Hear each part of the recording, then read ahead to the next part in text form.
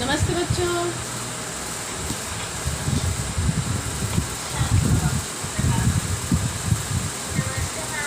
नमस्ते।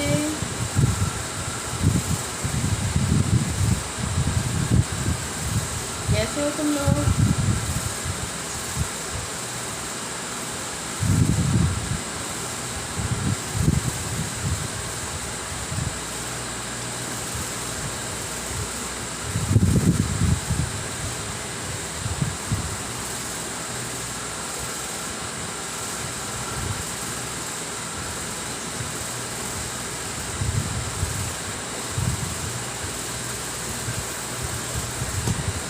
आज कौन सा पाठ पढ़ेंगे हम लोग?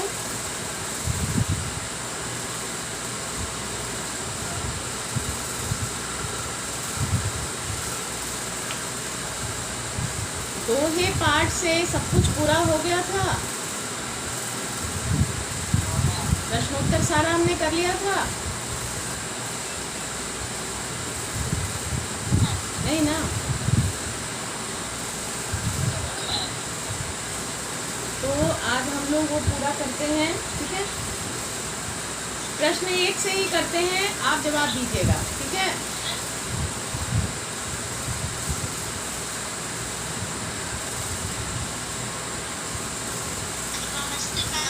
नमस्ते।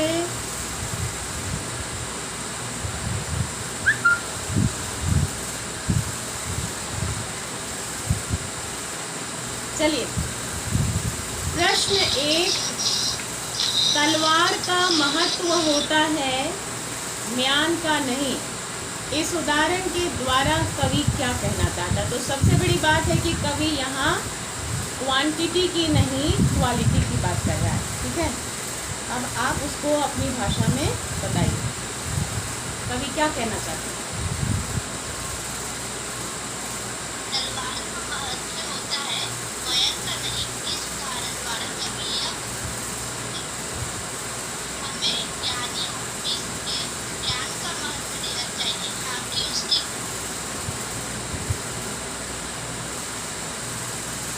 उसके धन का नहीं, उसके दिखावे का नहीं, उसके वर्चस्व का नहीं।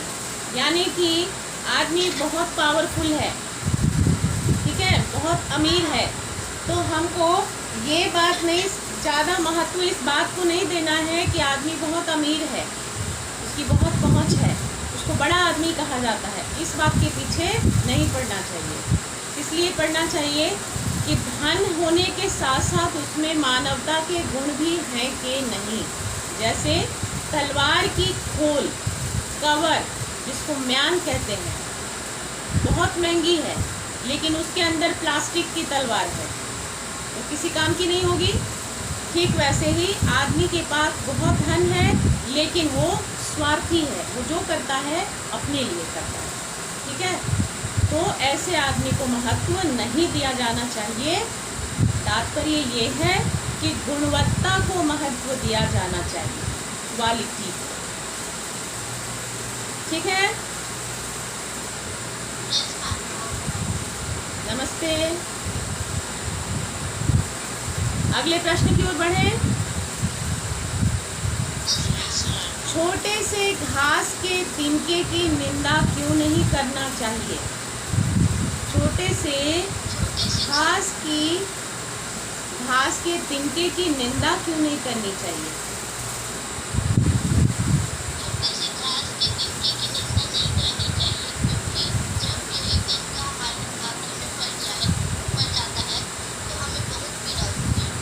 हमें भयंकर पीड़ा होती है।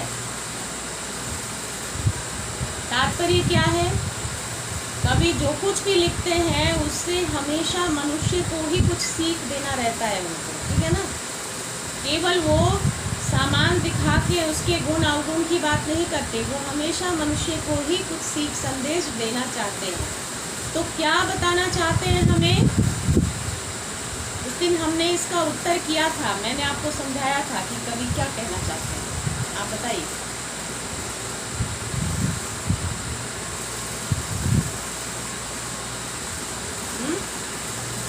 कवि क्या कहना चाहते हैं?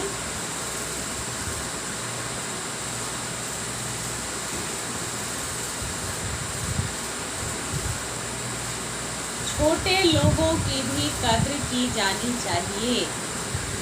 ठीक है, जो धन से छोटे हों, जो जाति से छोटे हों, जो ज्ञान से छोटे हों, उनका भी अपमान नहीं करना चाहिए।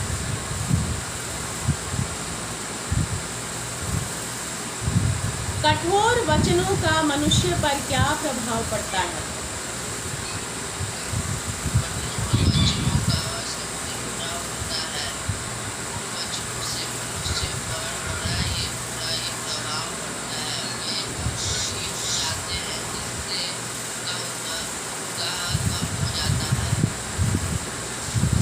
और कोई?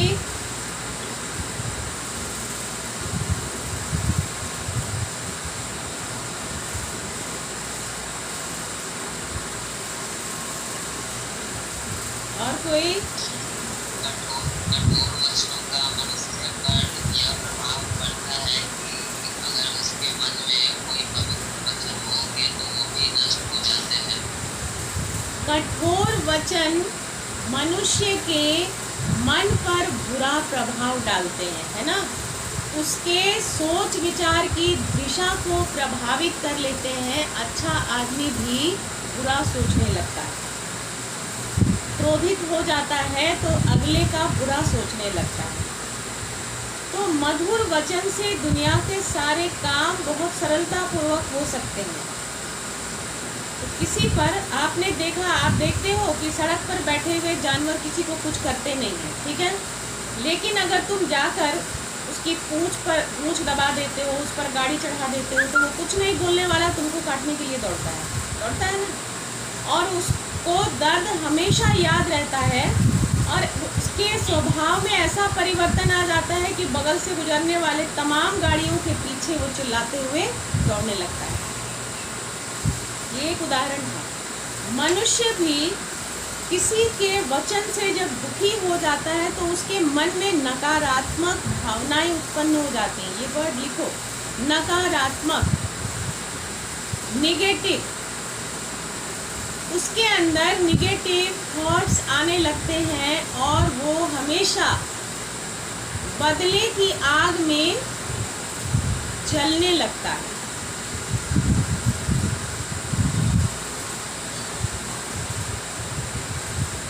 ठीक है,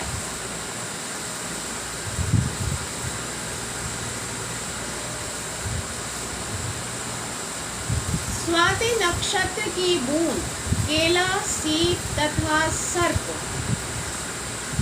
के मुख में गिरकर क्या क्या रूप धारण करते हैं? इसका उत्तर आप लिखेंगे स्वाति नक्षत्र की बूंद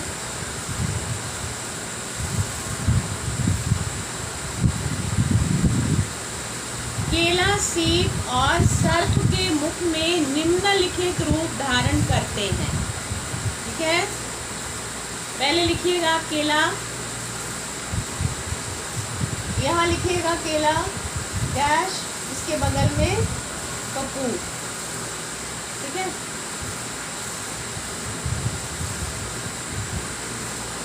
उसी प्रकार सीप डैश, सीप में क्या बनता है? मोती। सर्प के मुख में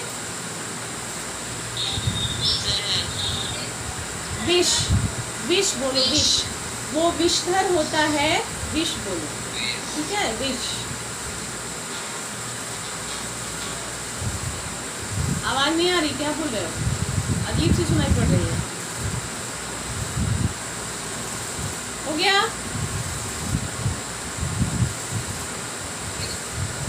सज्जनों को बार बार क्यों मना लेना चाहिए?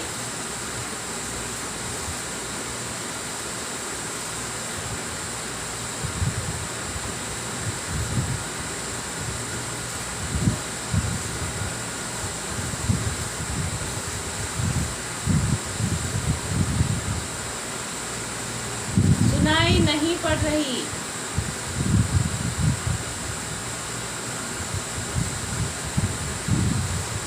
सज्जनों को बार बार क्यों मना लेना चाहिए? लापरवाही करने पर भी बिगड़ी बात नहीं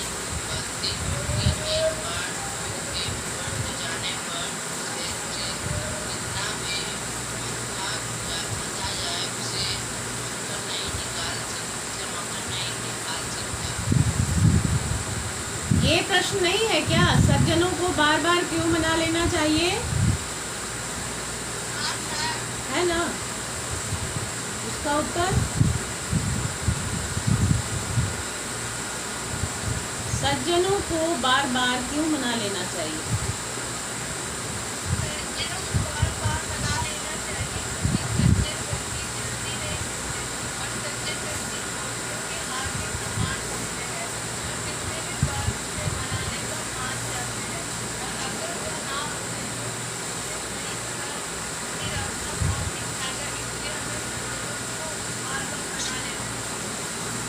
जिस प्रकार मोतियों की माला हमारे सौंदर्य में वृद्धि करता है, ठीक है, उसी प्रकार सज्जन व्यक्ति का साथ हमारे जीवन को बहुमूल्य बना देता है। हम अच्छे हमारे अंदर, या हम लिखें कि सज्जन व्यक्ति का साथ हमारे अंदर सद्गुण उत्पन्न करता है। क्या करता है? लिखो, सद्गुण उत्पन्न करता है। लिख लो, सज्जन व्यक्ति का साथ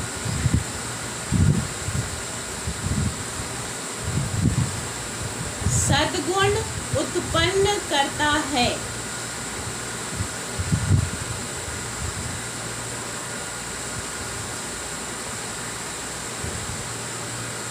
इसलिए सज्जन व्यक्ति का साथ सद्गुण उत्पन्न करता है। इसलिए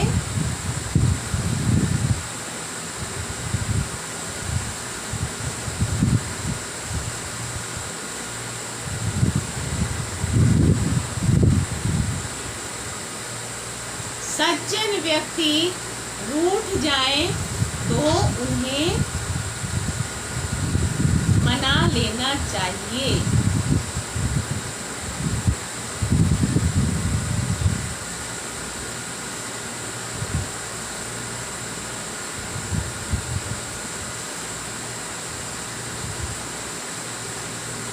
ठीक है,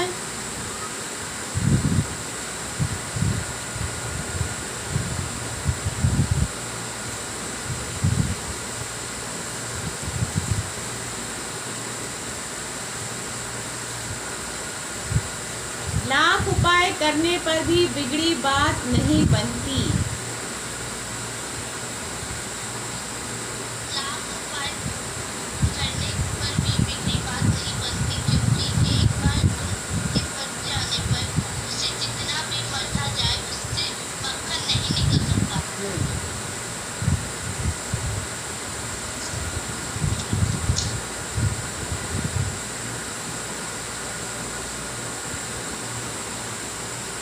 पाठ के आधार पर सही कथन के सामने सही और गलत का निशान लगाइए।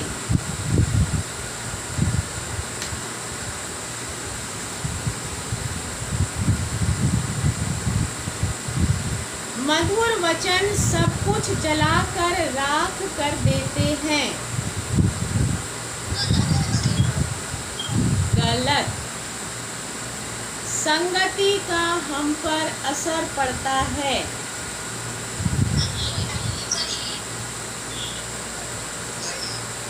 सही कि गलत? सही। हमें अपने संबंधियों से, कोई कुछ बोल रहा है क्या? हमें अपने संबंधियों से अनबन नहीं करना चाहिए। सही। विपत्ति में अपनी संपत्ति न होने पर भी सभी सहायक होते हैं। गलत। बिहारी कवि कृष्ण को अपने हृदय में बसाना चाहते हैं।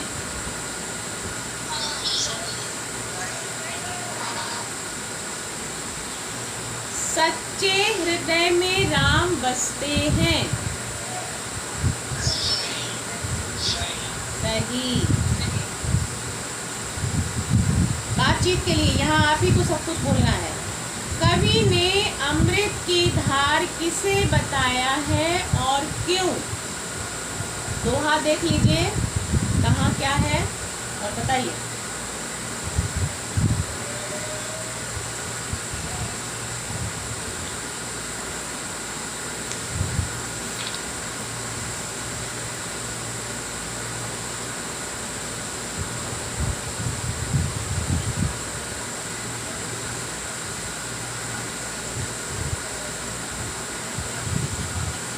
साधु वचन जल रूप है। आगे देखो, सिर्फ मेरे बोलने से आपको कोई लाभ पहुंचने वाला है नहीं। एक्टिव होइए। अगर मैंने शुरू किया तो आप आगे बढ़ जाइए।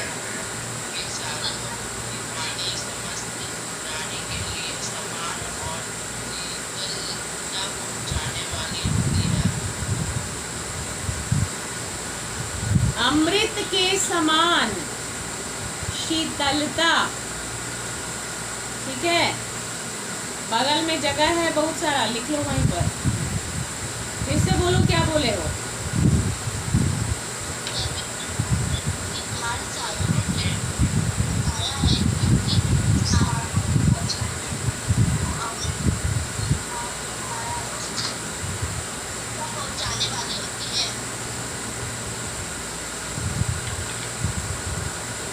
बिना पानी जलज को कौन नहीं बचा सकता है? बिना पानी को सूर्य की किरणें भी नहीं बचा सकती।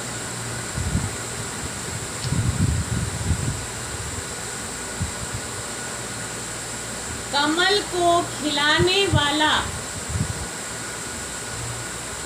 सूर्य भी पानी के बिना उसके जीवन को नहीं बचा सकता है।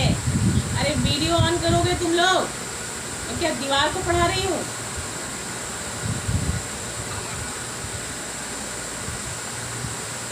केवल रौनिक वीडियो ऑन करके बैठता है ईमानदारी से। बाकी बच्चे तो मुझे लगता है कि आप बेईमानी करने पर ही तुले रहते हो। नुकसान किसको पहुंचाओगे, मुझे कि खुद को?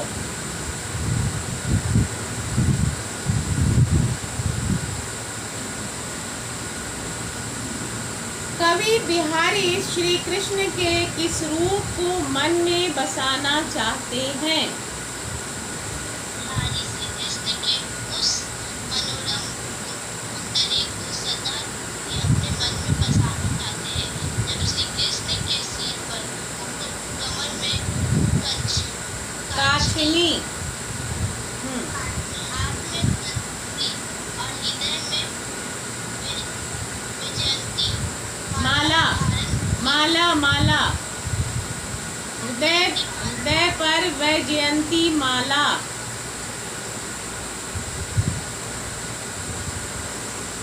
सुशोभित हो कृष्ण के इस सुंदर मनोरम रूप को बिहारी अपने मन में, हृदय में बसाना चाहते हैं। ठीक है, अटेंडेंस पर ध्यान रहना चाहिए। जो नहीं आ रहे हैं क्लास में उनको बता दीजिएगा कि क्या क्या आपका मिस होने वाला है।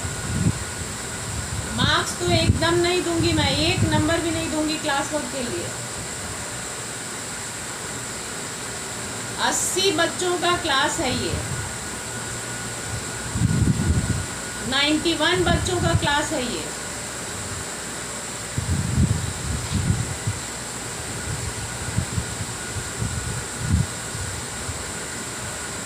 श्री कृष्ण के श्यामल शरीर पर पीले रंग के वस्त्र कैसे लगते हैं? श्री कृष्ण के श्यामल शरीर पर पीले रंग के वस्त्र लग रहे हैं, मानो नीलमणि पर्वत पर प्रातः पानी की किरणें पड़ रही हो। मन कांचे नाचे वृथा से क्या अभिप्राय है? अज्ञानी व्यक्ति हमेशा स्वार्थ और आडंबर के माया मोह के आसपास घूमते रहते हैं और अपने स्वार्थ की पूर्ति के लिए ही सारा काम करते हैं। अनुमान और कल्पना। यदि आपका निकट संबंधी या कोई मित्र आपसे रूठ जाए तो आप क्या करेंगे? चलिए, अब आपकी उम्र अभी संबंधियों के रूठने की तो नहीं है, आप अपने मित्रों के बारे में ही बताइए कि आपका मित्र आपसे रूठ गए।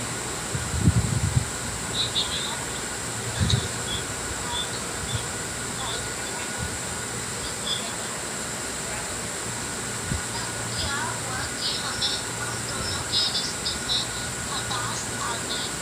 इसके बाद मैं हर संभव प्रयास कर रिश्ते को फिर से पहले जैसे मधुर बनाने का प्रयास करूँगी। हाँ, अब देखो, दो लोग जहाँ पर रहते हैं, दो भाई बहन के बीच में भी विचारों का अंतर होता है।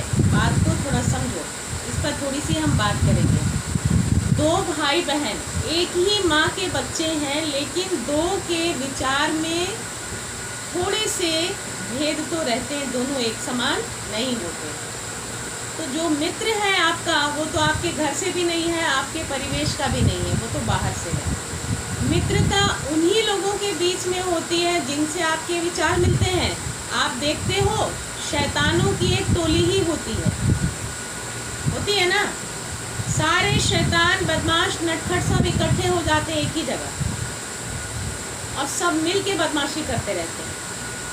वैसे ही जितने भी सरल प्रकृति के व्यक्ति हैं, एक जगह हो जाते हैं। तो जब तक आपके विचार दूसरों से नहीं मिलेंगे, आपके बीच में मित्रता जैसी कोई बात नहीं होगी। एक हाथी और एक चींटी के बीच में दोस्ती नहीं होती, ठीक है ना। एक शेर और एक खरगोश के बीच में दोस्ती नहीं होती। तो यहाँ ना हम शेर हैं ना खरगोश हैं, वो स्वभाव की बात है, ठीक है ना। तो चलिए, दो तरह के लोग हैं, किसी ने कुछ कह दिया, किसी ने कुछ सोच लिया, किसी की बात किसी को बुरी लग गई थोड़ी देर के लिए, किसी ने किसी को कोई ब्लेम कर दिया, दोषारोपण कर दिया, सब हुआ, ठीक हुआ, आपस में बहस हो गई, रिश्ते में खटास आ गई, बातचीत बंद हो गई। लेकिन अगर आपकी मित्रता है तो ये कभी नहीं सोचने का है कि वही हमसे आके बात निपटाए। आप भी आगे बढ़कर बात निपटाने की आदत सीखिए, ठीक है ना। हम जितनी देर तक अपने मन में कठोरता लिए बैठे रहते हैं, उतनी देर तक हमारा मन डिस्टर्ब रहता है, दूसरे किसी काम में मन नहीं लगता रहता है, ठीक है ना।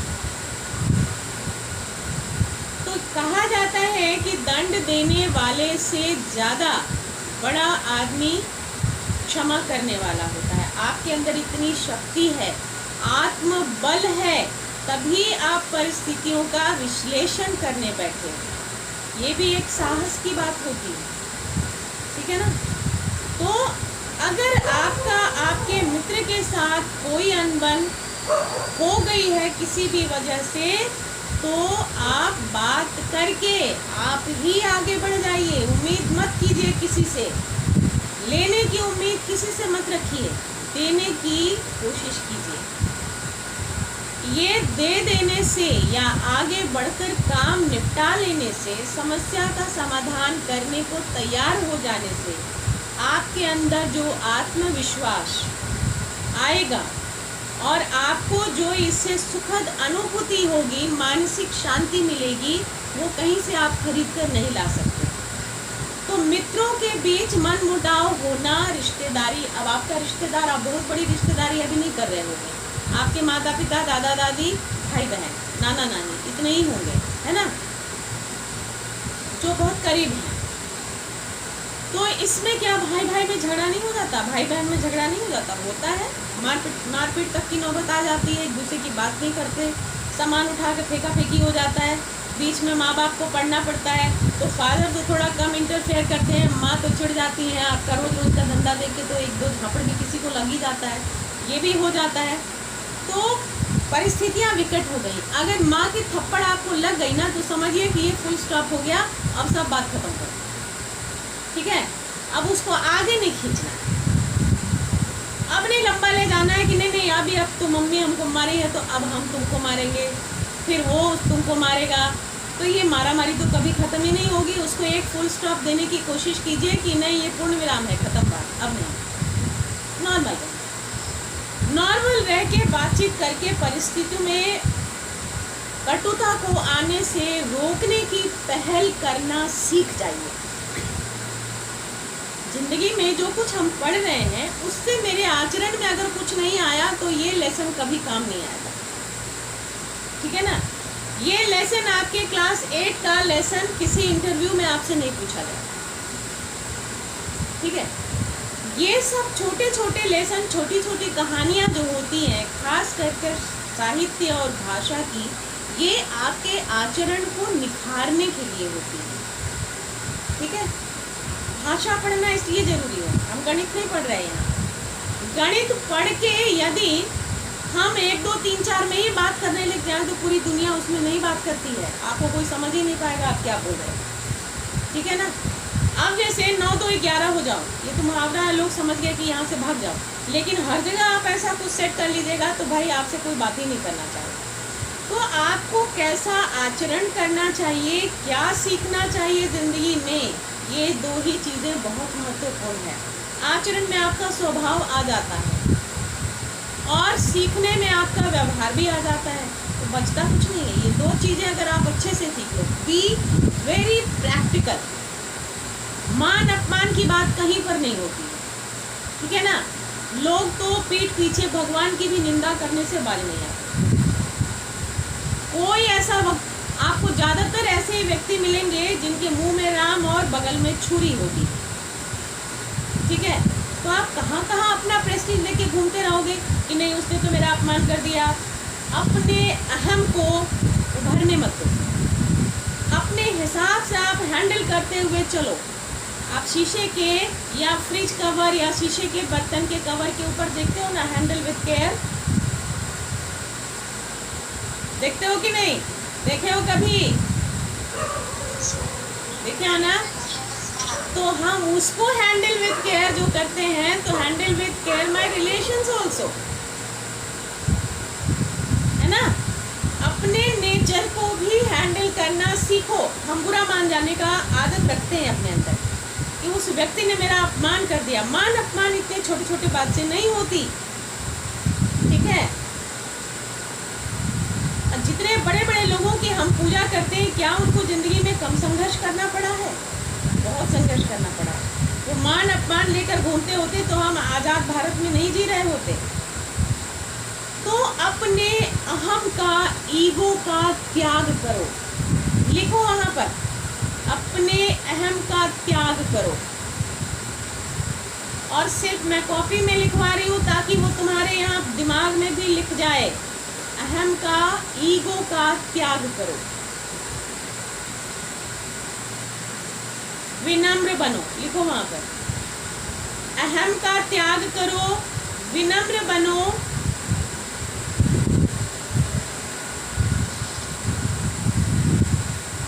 परिस्थितियों से निपटने का सरल तरीका सीखो। ये सब लिखो वहां पर। परिस्थितियों से निपटने का सरल तरीका सीखो।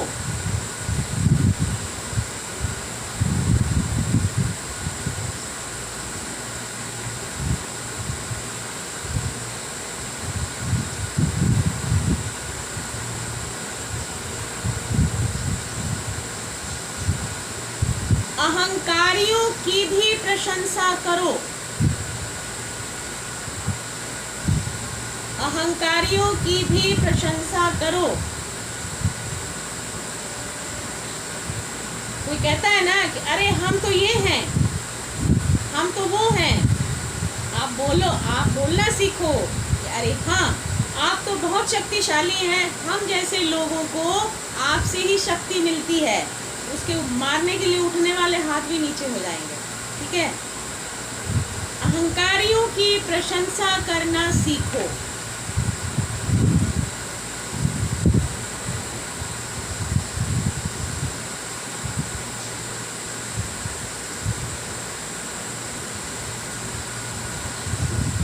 ठीक है, ये आपके जीवन मंत्र हैं।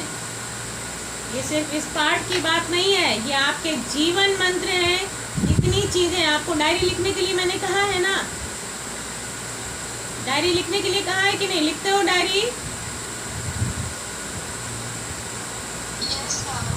डायरी जो जरूर लिखना है।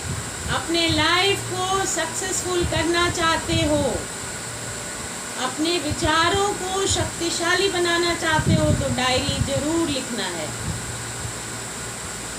समझ गए?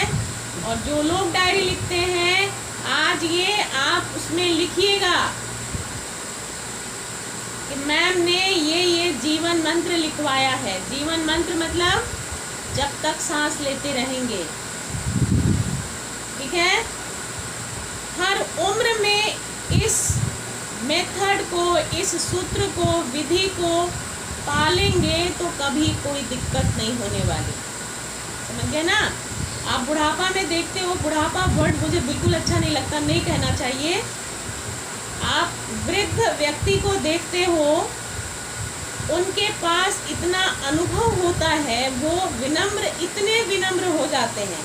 लेकिन आपके एज में यदि हम विनम्र हो जाएं तो हम आगे जाकर क्या बन जाएंगे? क्या बन जाएंगे? पारस बन जाएंगे। पारस का नाम सुने हो? जो आपके संपर्क में आएगा वही आपके रंग में रंग जाएगा, कुछ सीख जाएगा। जीवन का ये तात्पर्य होता है, ठीक है ना? और डीएवी के बच्चों की पर्सनालिटी सबसे अलग होती है और हमेशा बनी रहनी चाहिए। आपके अंदर मानवीय गुण और संस्कार होते हैं। ये जीवन मंत्र आप आज की डायरी में ऋचा मैम ने लिखवाया है, लिख के रखिएगा, मुझे दिखाइएगा, ठीक है? 1 2 3 4। तो इस प्रकार हम अपने अहम का त्याग करेंगे, समझौता करना सीखेंगे तो हमारी जिंदगी बहुत सरल हो जाएगी। क्योंकि मानसिक द्वंद्व को लेके हम आगे बढ़ेंगे, ये जीवन का कोई माने मतलब नहीं रखता, बल्कि समय को बर्बाद करने का एक सरल तरीका, अपनी ऊर्जा को बर्बाद करने का, मनोबल को बर्बाद करने का एक तरीका है। इससे आदमी को दूर रहना चाहिए, ठीक है ना? मनोबल आदमी के जीवन में सबसे ज़्यादा महत्वपूर्ण है। आप बताइए, जो लोग बॉर्डर पर हैं वो अपने मनोबल पर जी रहे हैं, वो अपने मनोबल पर काम करते हैं। तिरंगा झंडा देख के उनका मनोबल बढ़ जाता है, उस झंडे के आन बान शान में वो अपना जीवन तक कुर्बान कर देते हैं। तो अपने मनोबल को ठेस पहुँचे ऐसे हर काम से दूर रहिए। निराशा, हताशा कभी उत्पन्न नहीं होना चाहिए। छोटी छोटी बातों को त्याग दीजिए। जैसे कभी हमको चींटी काट लेती है तो क्या करते हैं? चींटी को हम चाहते हैं कि हटा दें, लेकिन वो इतनी छोटी है कि उसको पकड़ लिए तो मरी जाएगी। लेकिन उस चींटी के काट लेने से हम अस्पताल में जाके भर्ती नहीं हो जाते? होते हैं क्या? हो जाते हैं। चींटी काट देती है तो हम एम्बुलेंस बुला लेते हैं क्या कि चींटी ने काट लिया है? नहीं ना? तो जिंदगी में ऐसी बहुत छोटी छोटी बातें हैं जो चुभ जाती हैं, लेकिन उनको झाड़ना सीखो, खत्म करना सीखो, क्योंकि यही बहुत ज़्यादा महत्वपूर्ण नहीं है। लाइफ की जो प्रायोरिटीज़ है उस पर ध्यान देना है, इन छोटी बातों से दूर रहना है। इसको धूल की तरह हमेशा झाड़ते रहना चाहिए, प्रतिदिन अपने मकसद में बढ़ते जाएं। चलिए आगे बढ़ते हैं। विपत्ति के समय आपका मित्र कुछ रुपए मांगने आया और आपने उसे मना कर दिया। कल्पना कीजिए कि वह आपके बारे में क्या सोच रहा होगा। ऐसे समय में यह मित्र की मानसिकता पर करता है तो मेरे बारे में क्या सोच रहा होगा। अगर वह विवेकी है तो उसे यही लगना चाहिए कि मेरी कोई मजबूरी रही। इस वजह से मैं मना यह सोच भी आ सकती है कि मैंने दोस्ती नहीं निभाई। मैंने दोस्ती नहीं निभाई, जानबूझकर उसकी मदद नहीं की। ठीक है। नीचे दिए गए अधूरे दोहों की पंक्तियों को खोजकर उन्हें पूरा कीजिए। ये तो आप कर ही लोगे। साई इतना दीजिए जामे कुटुम समाए, ये आपकी किताब में नहीं है। मैं भी भूखा ना रहूं, साधु भूखा ना जाए।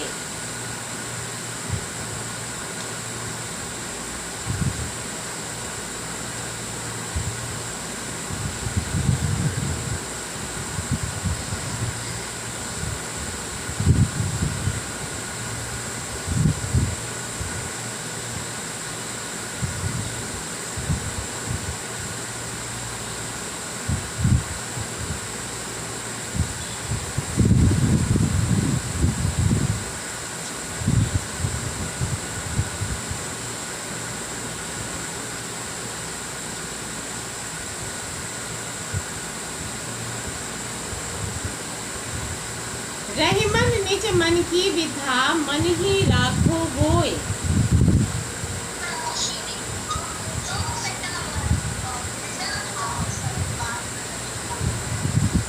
सुनी अठी लई है, सुनी अठी लई है, लोग सब बाँटी न लई है कोई।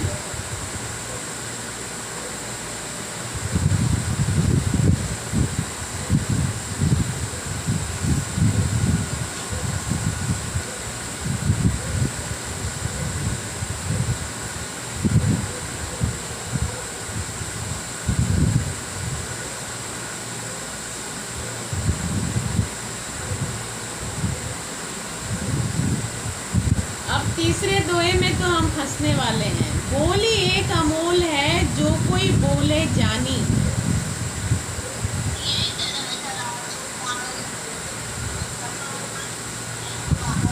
वाह, वेरी गुड। ये तराजू, फिर से बोलना अच्छे से, साफ साफ।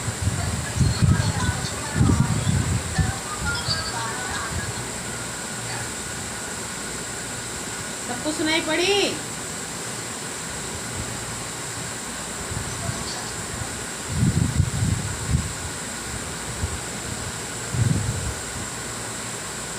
ये तराजू तो ये मतलब हृदय, हृदय की तराजू में तौलो, तब मुंह से उसको बाहर निकालो, है ना। यानी कि जो बात हम कहने वाले हैं वो उचित है कि नहीं है, अगले को तकलीफ पहुंचाएगा, क्या करेगा। ठीक है। ये तराजू तौली के, तब मुख बाहर आनी। बहुत अच्छा, वेरी गुड।